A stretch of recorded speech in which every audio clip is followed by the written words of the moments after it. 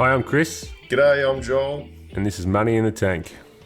Yeah, so I've been working in tax for maybe the last 6 years, and before that, I've been working in finance for a pharmaceutical company, and passionate about personal finance and investing, and just trying to get ahead. So you and I thought we might jump on and have a crack at educating some people who might be at the same sort of level or a bit behind us. Obviously, I'm not a master of this, but happy to share what I know. What about yourself, mate? Yeah, great, mate. My name's Joel Seach, Principal Financial Advisor. Own my own business company and been in finance or advising now for about 12 years, so pretty much out of university. Worked with a big insto and then set up my own company a year and a half ago or so now. And I love taking the role as a principal advisor for clientele, all different ages and demographics. So I thought when we spoke about this, it was a great idea to be able to pass on some of our knowledge. We're in our mid-30s.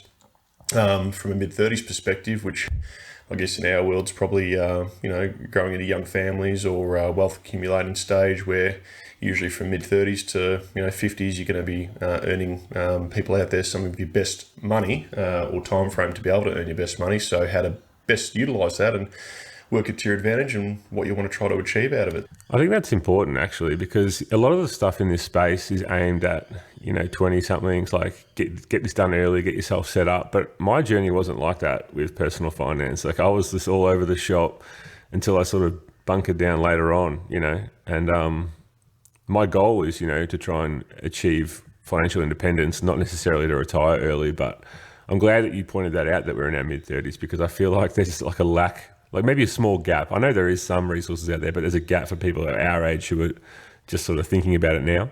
Yeah, and that, as young families, and I think people nowadays tend to, probably put things on the back burner a bit longer, and then they don't really, they don't teach it in high school, they don't really teach it at university as such about investing or cash flow or saving money or how best to, get ahead in life. So I think, I think it's definitely a great area to be able to help guide people and help, provide general advice. It's always general in nature when we're talking about advice, but we should say this is for educational purposes. Even though you are a qualified financial advisor, if they want to seek actual advice from you, they should contact you outside the podcast. Yeah, seek personal financial advice in any particular situation, but to give general broad overviews on certain topics and diverse topics, and pretty much just chat the way we always chat, have a great yang about things and have a great conversation and make it entertaining and make it enjoyable for people, so it's not dull, boring, finance topics. So. Well, we thought we might, just a good segue, because we thought we might talk about the recent activity in GameStop. Not that it hasn't been covered, but that's just an interesting topic. But before we do, should we maybe talk about what our own personal investment styles are like? Because I think we differ slightly. Yeah, go for it, mate. I'll talk about mine. Like I tend to sort of focus on value investing, and it's almost a dirty word at this point because during the last 12 to 18 months, value stocks or the traditional value stocks have sort of been out of favor, and hyper growth companies like Square or Tesla or someone like that, who haven't seen like huge revenues, but they're seeing really large valuations in their stock price and their market cap. Yep. have sort of shot up. But I did sort of cut my teeth on books like the Phil Town ones, were early ones that I read, and that sort of led me to Ben Graham and Warren Buffett style investing and other podcasts of that nature. And I think that was a good grounding. And then from there, I sort of have learnt more about momentum investing, trading, the growth companies of today, and I have dabbled a little bit in that as well. So that's sort of how I got started. What about you? What do you like? Yeah, great. Yeah, so similar, I guess, books. Warren Buffett, was a big one for me growing up in terms of investing. Stock-wise, own a few stocks and tend to be a mixed bag. I'll sometimes pick up a few speckies along the way and then a couple of blue chippers along the way as well. But I've always had a big fascination as well in property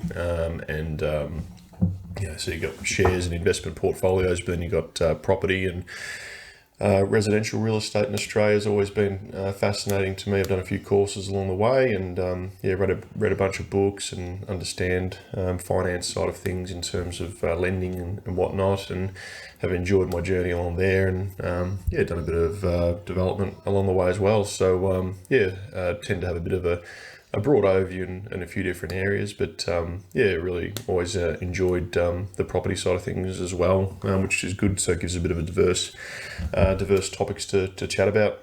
Well, I reckon we should definitely revisit that as a podcast topic, because I am completely the concept of like real estate investing is foreign to me. Like, obviously we bought our own home, my wife and I, but apart from that, it sort of scares me because of the large capital outlay. Like, I'd rather just invest the money in stocks, but I'd love to talk to you about it and maybe discuss the pros and cons of each style of investing. Definitely.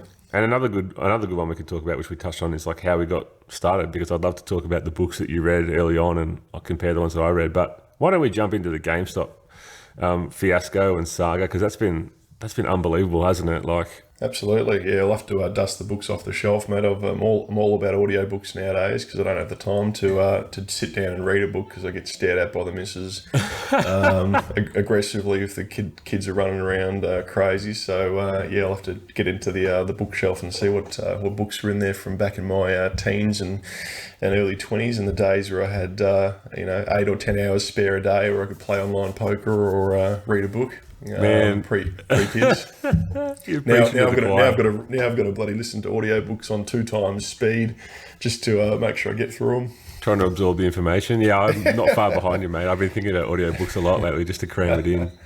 Oh, dude, I tell you what. Yeah, but GameStop, man. So, do you want me to run through the background, or are you pretty well versed in the background of it? Like, no, you fire away in the background, then I'll just give you some snippets of things that I've gone through in the past couple of weeks with just hearing about or reading about or listening to. It's been quite funny and quite interesting, an interesting little story.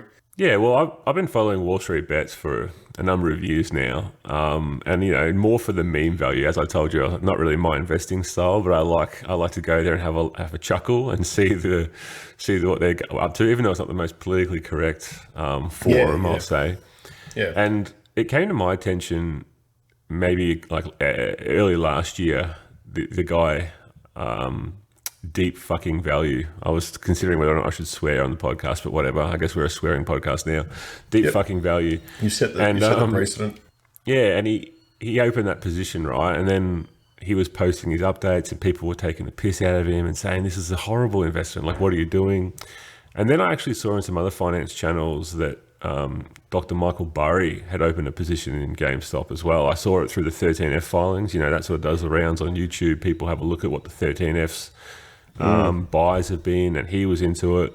And then people started digging in a bit further on Wall Street Bets about the cash position of the business, and how, even though like revenue was declining and it looked like a business in decline, the new console cycle was coming up.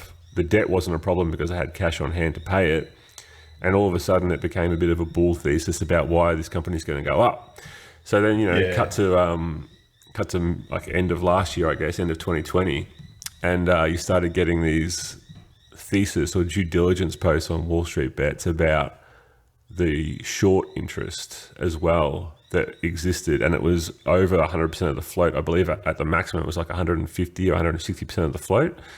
But then there was also another bull thesis, I guess, in one sense, that not all of that float was available for trade, because a lot of it was held by insiders. A lot of it was held by retail investors that weren't going to sell, like deep fucking value. And then you had Michael Burry, and then you had Ryan Cohen come aboard and brought a few of his activist investor mates on board. So let me know when you want me to stop and you want to take over. But that was sort of the background of how the setup occurred for this craziness that we've seen the last couple of weeks. Yeah, and then it started rolling in, I believe, December, didn't it? Mid to late December, it started sort of picking up momentum because, from what I was understanding, is the stock price had come off a bit over the past few years, but I think there's a few hedge funds shorting it, which was, potentially helping, drive the stock down. But then people realised, or your Reddit users and whatnot was sort of saying, well, hang on, let's get behind this. And we feel like it's been oversold, and, the the short sellers, which is why people I think don't generally like short sellers, is because you want to be in it to win it, and it's like a on the craps table or whatever, a don't come, bar or whatever it is, where you're betting against the table, whereas a short seller's betting against the market. And yeah, it's like you're betting against like the little guy, and you're just riding with the house, and people have disdain for that, don't they? Yeah. So I think I think as an aside, like, sorry to cut you off, but as an aside in general, I think short selling has a place. Like, you see it where it roots out fraud, like in something like Nikola, and you cheer it on. You're like, yeah, good on you, short sellers. Like, get rid of that fraudulent company. But with GameStop, they're just trying to kill or take advantage of a company that's in decline. So yeah, I think they're trying to sell it down, and that's where these Reddit users sort of formed this alliance, and it started to gain traction and momentum. I think it was roughly December, and then this started really picking up. And I think there's, like, I was listening to a podcast, the sort of golden hands emoji or diamond hands emoji, saying the dude's not going to sell it, and people were posting their buys, and it really started to gain traction. And then that's where all this thing exploded, 2 weeks ago, with the price really flying up, and the short sellers were having to hold their positions or add money to their positions because of the push up that these guys were doing. It was funny. I was hearing, like, the Wolf of Wall Street, of all people, was talking about it, and he said, look, what he was doing in the 80s and 90s is what these guys were sort of doing, is sort of collusion and driving up a price, getting together and buying it up and running up the price, which is essentially what all these Reddit users were doing, which is technically illegal but very hard for the SEC, which is the American Securities Commission, to trace, I guess. I don't know if it is illegal. Like, that's one of the points of contention, right? Like, there's a lot to unpack in everything you just said. Like, I'm just trying to go through it systematically. Like, if I just take a step back, I think the big catalyst for people realizing that they could get this short squeeze going was Ryan Cohen entering the transaction. And for those that don't know, Ryan Cohen was the founder of Chewy, which I believe was a brick and mortar online dog store or something. I don't know if it was a brick and mortar store or if he just founded it and was online straight away. But he competed with Amazon. He beat Amazon. And then he sold out of his position, I believe, and invested in Apple for a number of years, and then that exploded. And then he took some of that money and he's invested in GameStop. So I think that was a big catalyst for the Reddit investors to sort of say, this guy's in, he's not selling. Yeah. He's got a history of taking companies online. So why not GameStop, And it's a beautiful vision. When you think about it, you're like, why not GameStop? Like, they've got all the brick and mortar stores. Dr. Michael Burry did some analysis before the pandemic that said that 90% of the GameStop stores were cash flow positive, meaning they could cut, the dead weight, and it would actually be still a good business model. And then if you combine that with Ryan Cohen taking it online, like, maybe it becomes an esports hub. Maybe GameStop becomes, more about getting together as a community. Obviously people like to buy their games online nowadays, but GameStop could offer other avenues to having, like, facilitate engagement in these spaces. So I think all those points are valid, but then you get your momentum behind something, and the momentum trades start occurring, and the value just extrapolates out, unwarranted, I guess. And it was definitely overvalued. But it goes up to my point with that was, I don't know if it's illegal. That's sort of where I was heading with this, because you were saying, like, is it illegal? And if you're colluding on the stock to pump it, it's illegal. But if you've got these genuine catalysts before the price goes up, saying this is why we think it's going to be good. And then, don't get me wrong, it definitely became a huge pump and dump. But I don't think it's illegal because it was decentralized. It's not like you've got people like Jordan Belfort and a team of people, like, behind closed doors saying, we're definitely going to do this, we're going to do this, and then we're going to sell at the peak and we're going to dump it on people. This is more like, I think it's a modern version of people, online users that aren't the same part of the same company, but they're part of the same platform, I guess, and they're all talking up this stock, which is then giving it momentum, and people are jumping on it. I guess you'd have to work out the legal definition of in the US as to what they call collusion, pumping up a stock. But either way, it was a pretty interesting story and an interesting thing to see occur. And then I think it's the whole Elon Musk thing now. He's people are following him just for his tweets because he's had a bit of a record of tweeting about something and things exploding again. So it's just a very modern version of how social media is working for people nowadays too. There's so many angles to this story, right? Because, I forgot about Elon. Like, he tweeted GameStonk and linked to the Wall Street Bets subreddit. Yeah. And obviously, people were talking about how he hates the short sellers. And I believe Melvin Capital, which is one of the short sellers, or maybe it was Citron, they shorted Tesla back in the day. Yeah. And tried to crush Tesla. So he was just trying to, be a bit of revenge. Yeah, absolutely, man. And, I guess we can flip on to the hedge fund managers owning. I think the Robinhood thing was probably the people standing up against what occurred there. So what do you think about that? Yeah, so the understanding I have on it is the Robinhood thing is, I believe they've got one of their owners is one of the big hedge fund managers, which is always going to create an issue with what you call conflict of interest. So whenever you have a big hedge fund manager owning, an app like Robinhood, then if something occurs that looks a little bit sketchy, people are going to err on the side of, okay, well, there's a big conflict there. But I don't think they're the owners though, Jolly. No, I think they're a stakeholder in it, maybe. Citadel is the one that pays Robinhood for their order trades. flow. Yeah. So they can front run the trades, and that's like talking about legality. Like, is that legal? Like, the SEC fined them for doing it. They still do it. So, but I know what you're saying. Like, there is conflict of interest there, even though they're not the owner.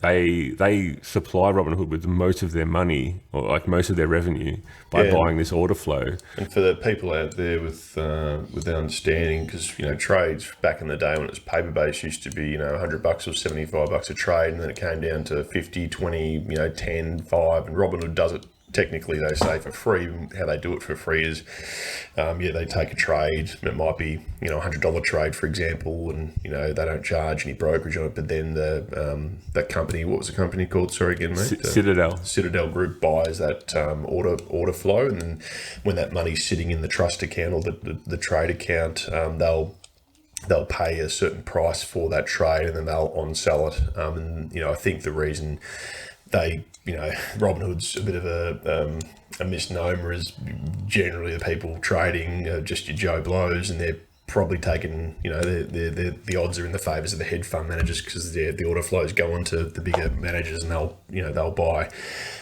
or sell stocks at certain prices because they have a lot of the research and the background on that certain stock. So it's it's a bit of a misnomer. The actual Robinhood taking from the rich and giving to the poor. It's probably the other way around.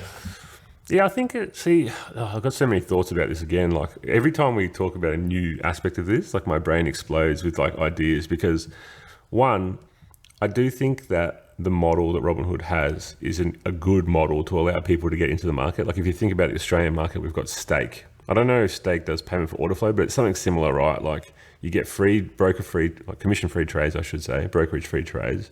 And then the way that they make their money is through subscription. And the subscription services offer extra benefits on the platform, like better analysis of the stocks. And I don't know about this payment for order flow.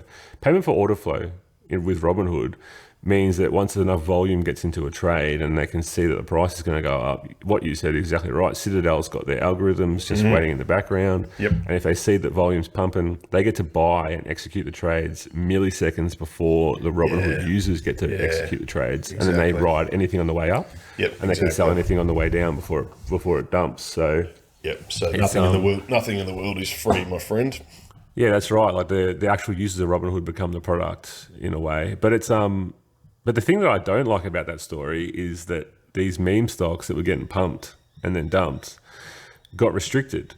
Yeah, and it wasn't just Robinhood that restricted them. There was a number of brokers that restricted them. One of the brokers that I use actually restricted them. Actually, I think all of them eventually did. Yeah, I heard that, and the information I got on that was because people jumped onto the Robinhood, app straight away, and because I don't know whether they were the one that came up in lights as the first to do it, but the trust account or the trade account, I forget the one where they've got to hold it for 3 days in the trust account. That's T+2. Yeah, that's how the system works. Obviously, with stock trading, is once you buy it, you don't technically own it until the T+2 days turnaround, and then you own the stock. So the money goes into a trust account, or it has to be, the money has to be put up by the brokerage to make sure that goes through and there's no slip up, so that you buy stock and you don't come through with the order, then they've got the money there. So what happened is when this momentum started occurring, I think it was up to like $3 or $4 billion. I could be wrong, but it was a large amount that Robinhood didn't have. So they had to slow down, or if not cease that trading on that stock, which is when everything hit the roof, or the shit hit the fan, so to speak. It was capital requirements, basically. Like, they didn't have enough money in reserve to cover all of those, not just the meme stock trades, but all of their trades. But part of that was, and this is the part I don't really understand, right? Like, I would love if you, or if anyone listening can clarify this, but there's this corporation called the DTCC, and I forget what it is, but it's like Clearing Corporation, and it's owned by Wall Street. I think it might even be like a communal ownership thing. And apparently that they raised the capital requirements on those meme stocks, like GME in particular. Like, I don't know what the normal capital requirement is. Say it's like 10, 15% they need to hold to stay liquid. I think they raised it to like 300%. So for any trade happening on that, I'm probably, this might be completely wrong, but I think any trade happening on that, they had to then cover, and that's what forced them to go and get draw down their lines of credit and then go and get more equity from their investors.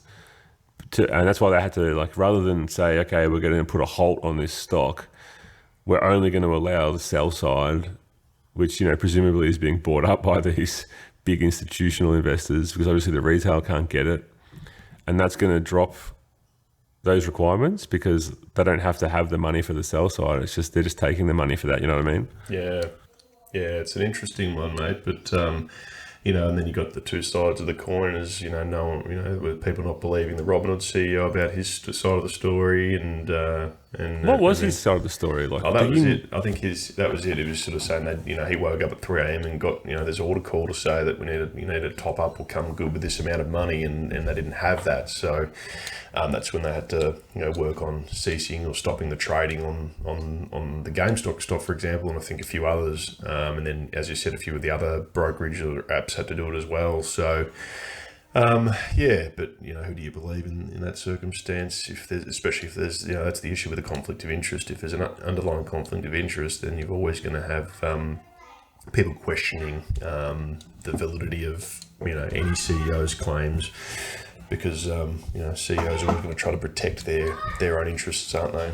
Well, I think that sort of leads us into where do we go from here? Like, I think some of the stocks that were being pumped, I think, still legitimately have interesting trajectories. Like BlackBerry is one where they've spoken about how the software that BlackBerry has been working on will be used in cars, and in particular, like these autonomous vehicles, not necessarily like the level 5 ones, but the other ones. And then a problem that Tesla's going to have in future is that they built their platform on open source software, and they're going to have trouble getting approval for that. Whereas the BlackBerry software, they can port it straight into the Tesla. So people are saying, like, the bull thesis for that is that Tesla and all the other auto manufacturers are going to have to adopt BlackBerry software. They're not just a phone company anymore, right? So that one's interesting.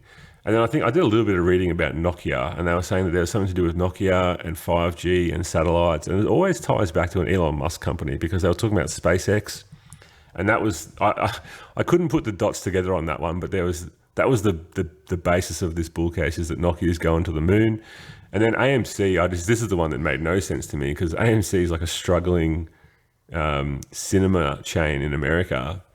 And they were basically going bankrupt until people started pumping the shit out of the stock price. And then I believe because of that, in a way, it actually saved AMC, because they were able to raise at the market price some money to pay off their debt and sort of get through the pandemic. So maybe a little bit of good came out of that one. So maybe save some, a cinema chain that people love and adore. Yeah, Yeah, it's interesting because some of those stocks, or a lot of the stocks you speak of, are sort of those growth momentum stocks, and speculative to an extent stocks as to what's going to happen. And I guess when you're buying stocks, let's say short-term space, there's always a bit of speculation about what you're hoping something's going to hit or something's going to achieve. It's like buying a gold mining company and you're hoping they're going to strike gold. And the price can potentially run up on rumor. Or was it run up on rumor and sell on fact? But it's these growth tech companies. There's the rumors going around of certain things, and anytime you're short-term investing, that's where you sort of got your speculation there, and your long-term stuff is where you're investing over the longer term, and that's probably more true investing, is when you feel like you want to be part of a company over the longer term, and you can see what they're trying to do and what they're trying to achieve, and it's not just a day trade or a week trade or even a 6-month or a 12-month trade. It's like, okay, well, I like what BlackBerry's doing, or I like what Tesla's doing, or whoever, and you're feeling like you want to be part of that action, and you want to be part of it for the next 3, 5, 10, 15 years, and you want to be regularly, buying it, and that's where I think true investing comes into play. Everything you said is speaking to everything I love about investing, and it's basically, that's Warren Buffett style, that's Ben Graham style, that's Phil Town style. It's like buy good companies and hold for the long term. And I think there's a famous Buffett quote, which is, like, the best, like, his favorite holding term is forever. If nothing changes in a wonderful business, he doesn't want to sell it.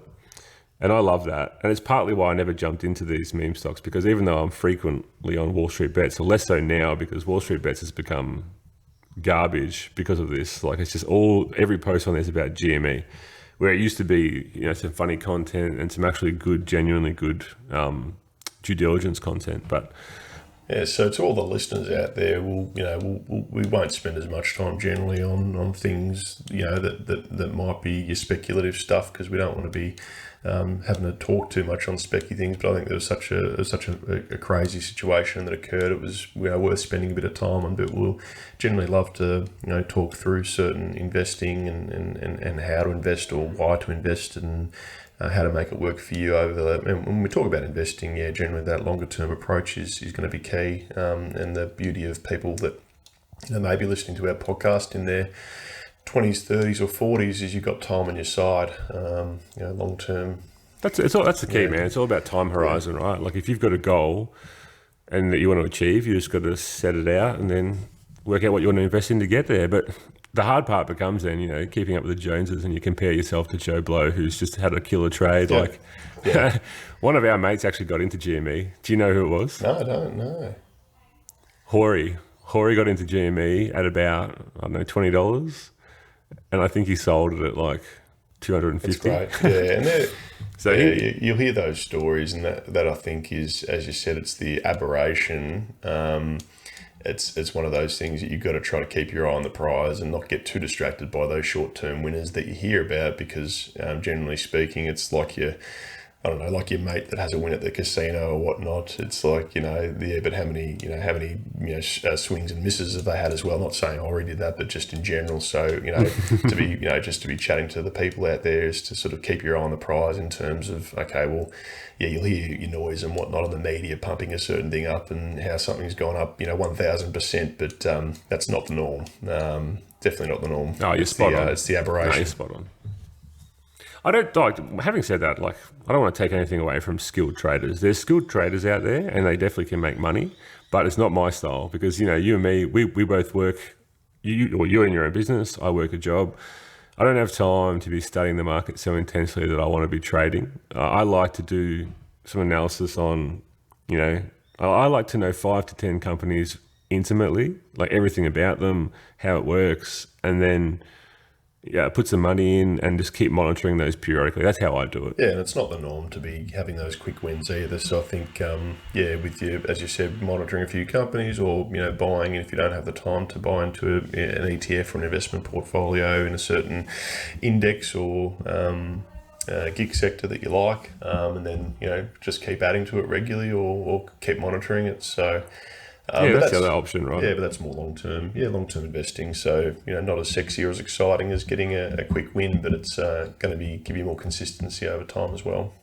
I feel like what you just said is the foolproof way to invest. Like if you don't know anything about investing, it doesn't interest you, which I mean, if people listen to this podcast, they're probably interested. But passive investing, even as a side part of your portfolio, even if you like to actively invest, you could always have a chunk of your portfolio which is passive in like the S&P 500 or something like that, and you could just dollar cost average in every 3 months, say, or whatever you want. Like as long as it's regular and you go in at the same time every time, whether the market's up or down, then it's always going to average out to a good return for you.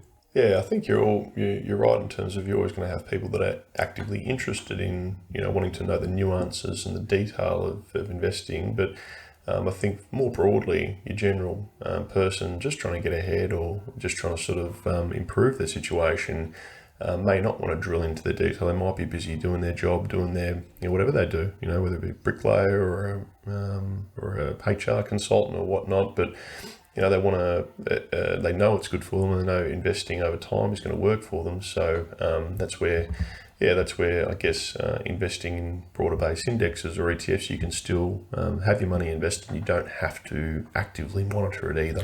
Yeah. I don't know. Like, are you invested in any ETFs? Like, do you passively invest at all? Yeah, I've just got a couple of managed investments and direct stocks, and with clients, ETFs are a good way to do it for them because they're busy living their lives and working and raising kids and mortgages, all that sort of stuff. So I think sometimes, or a lot of the time, just having broad investment portfolios or ETFs can be a consistent way of approaching something for people in that situation, for sure. Yeah, it appeals to me, but I'm not in it.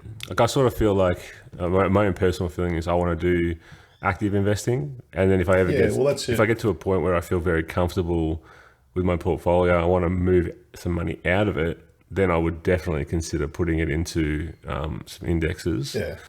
And that's your prerogative, and that's your hobby, and what you want to do, and what you take an interest in. But I think more broadly, people don't tend to want to get as involved or don't have the time to. So it's where there's always a place for those people that can help them for sure. That don't want to make it a hobby or don't want to be active with it, which can tend to work quite well with busy lifestyles and whatnot. So there's a place for everyone. I think Warren Buffett might be leaving 90% of his wealth, to, I think it was his leaving it to charity for that, but then the portion of it's just to be invested in an index fund. So it's quite interesting, and I think he had a bet with a hedge fund manager, many years ago over a 5-year period that if he just put his money into an index, he'd outperform the hedge fund manager. And I think the hedge fund manager got the first year, but he won every year after that. So it was, if the best investor in the world's pretty happy with just putting his money in there and letting it do its job, then it's hard to argue against that, isn't it? He's the best investor in the world for a reason. And I think, I don't know, I feel mixed feelings when I hear that famous story because, yeah, you're right, like that did happen. But Warren Buffett didn't make his money in index funds. He made some crazy good trades early on in the piece. He's always been active in terms of monitoring and reviewing companies. But then he's been very patient. He gets his money in and he backs the company in over a long time. He doesn't sort of say, I want to get in this company for the next few months. I think he takes a trade and a position and goes with it. He's also got Charlie Munger on his side too, which is, another titan of investing. They're probably the best partnership in history, but yeah. Yeah, and they've been doing it for decades now. So, he's well into his 80s now. But, so just more broadly, it was good to chat about that anyway. So we're not going to focus on just specky shares every week. It's just a funny topic to discuss, I think. And I was glad sorry to cut you off again. I'm glad we got the chance to discuss it because it was crazy. But yeah, you're right. I think the broad focus of us will be personal finance and, the long term. Well, that's what we're both geared towards. But have you ever done any trading?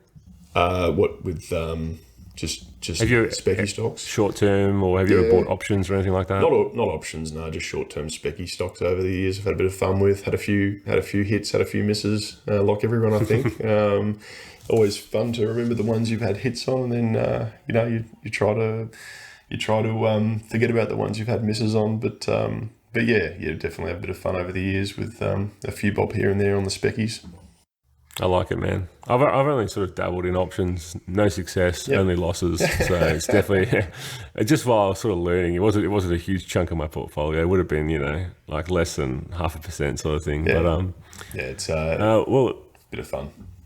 I reckon that might be a good spot to wrap up, and maybe next week you and I can talk through a bit more in depth of our investment style, and then maybe we could start talking about what we're thinking on the horizon, and maybe even just touch on personal finance holistically, not just in an investment sense, but the things that we are thinking about and what we want to achieve. And or maybe it's even better to talk about how we got started first before we dive into those things. But yeah, we can take that offline and have a think about it. Yeah, no, sounds good, mate. Happy to be able to give broad overview on a certain few topics and subjects, and try to give people a better understanding of personal finance and being healthy in finance as well, and improving their situation over time. I think there's some really good things to push out on or extrapolate out on in those areas, which I think will be hopefully of interest to people. So definitely.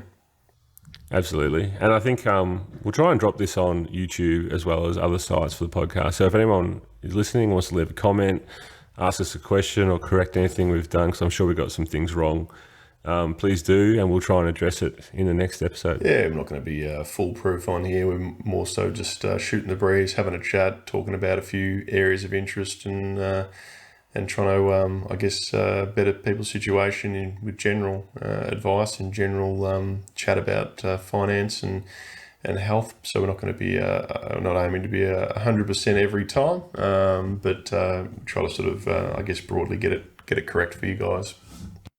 I like that, man. Educate.